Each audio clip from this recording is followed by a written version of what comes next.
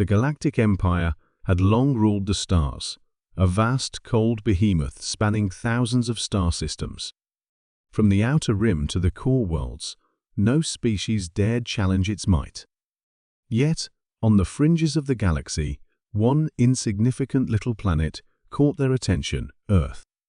The Empire had received reports of the humans' so-called fleet, a few dozen ships, none of which even remotely compared to the behemoths of the Empire's war machine. Their commanders laughed at the notion that this primitive race, barely out of the gravitational pull of their own planet, would ever pose a threat. The humans had been sending out probes and signals for centuries, but their tech was far behind. A tiny fleet, they thought. How could these insignificant creatures, barely understanding the vastness of the universe, ever challenge the Empire? For years, the Empire's leaders dismissed Earth as nothing more than a curiosity, a species to be kept under observation, but not one to take seriously. Yet, as the years passed, those tiny ships had been quietly working on something, a technology unknown to the rest of the galaxy. Earth, it seemed, had been playing a dangerous game of deception. The Galactic Emperor Caraxus, one of the most powerful beings in the galaxy, ordered a new command. Earth was to be brought to heel. He sent his fleet, 1,000 of the most powerful dreadnoughts the Empire had ever produced, each one a world killer in its own right. A small task force, by the standards of the Empire, but more than enough to wipe out any insignificant human resistance. The Imperial fleet arrived at the outskirts of Earth's solar system.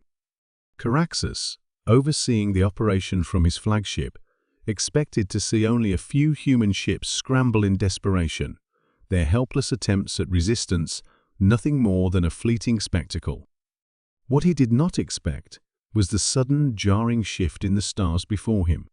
Suddenly, space flickered like the fabric of reality was being twisted. Caraxus watched as the human fleet, once so small and helpless, began to expand exponentially. Hundreds, no, thousands of ships materialized in front of him, each one massive, armed, and glistening with a fury never before seen by the Empire. "What trickery is this?" Caraxus demanded, his voice laced with anger. His fleet commanders were equally stunned. They had no idea that the humans had amassed such power in secret, and now, before them stood an armada of unimaginable size.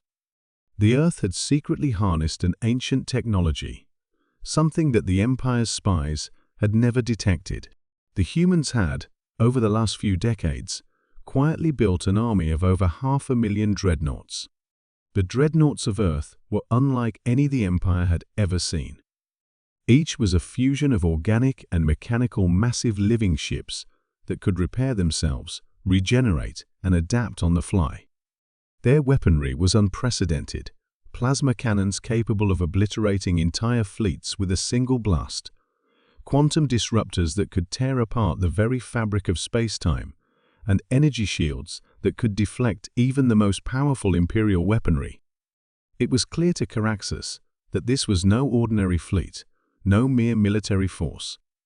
The humans had not only caught up with the Empire, they had far surpassed it. The Battle of the Sol System was nothing short of catastrophic. The Empire's fleet, once so confident, now found itself under relentless attack. Each dreadnought was a fortress unto itself, each one packing firepower that could level an entire planet.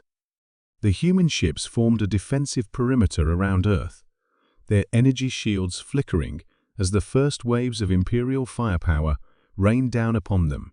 The Empire's dreadnoughts, despite their sheer size and strength, were no match for the human weapons. Plasma bursts pierced through their hulls with ease, sending entire ships spiraling into nothingness. Caraxus could not believe his eyes. His fleet, once the pride of the Empire, was being torn apart by the tiny humans they had once mocked.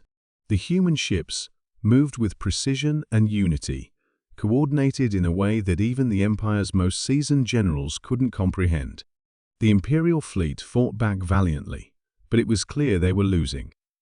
As the battle raged on, the humans proved that their ingenuity and adaptability were their greatest weapons.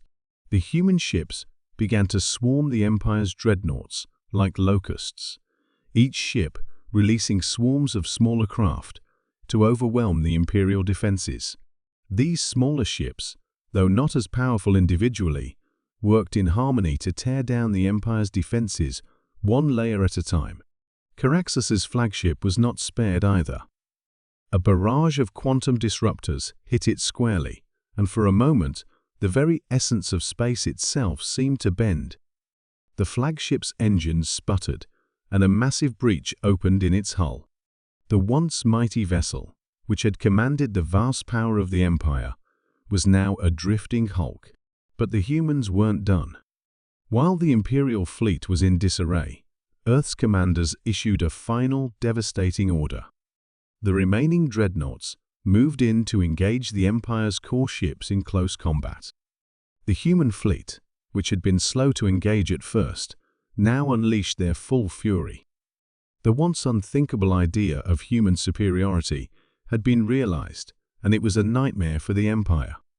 Caraxus, beaten and humiliated, watched as the last of his fleet was destroyed. The Empire's flagship, the heart of its power, was now a floating wreck, nothing more than debris in the vast emptiness of space.